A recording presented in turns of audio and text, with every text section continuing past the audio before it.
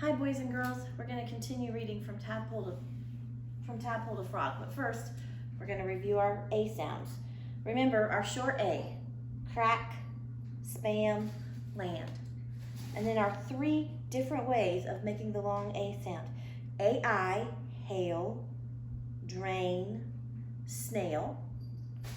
AY, pay, lay. And A consonant E, mate. Okay, yesterday we talked about the word hibernate, which means to sleep for a long time. The next word we want to talk about are traits.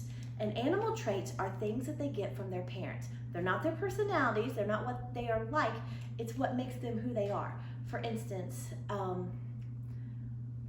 brown hair, blue eyes, those are all traits, okay? Traits of who a person is. Frog traits, it will determine what kind of frog they grow into. Let's continue reading our story. Remember, we're reading from Tadpole to Frog by Wendy Piper. The females hear the call. The male hugs his mate. He fertilizes her eggs as she lays them in the water. Thousands of soft, jelly-covered eggs cling together in the cool water. In about 10 days, the eggs hatch. The pond comes alive with thousands of tiny tadpoles. They wiggle their tails and breathe underwater with gills, just like fish.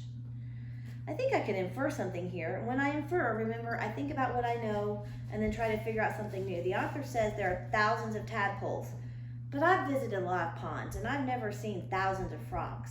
So we can infer that not all of the tadpoles will actually make it to being frogs. Here we go. During the summer, the tadpoles swim about eating water plants. But water beetles, snakes, and birds are eating too. They are eating tasty tadpoles. And remember, we talked about that in the last story about how they become prey. There's competition to see who can survive. All right, we'll read more later. Thanks for listening.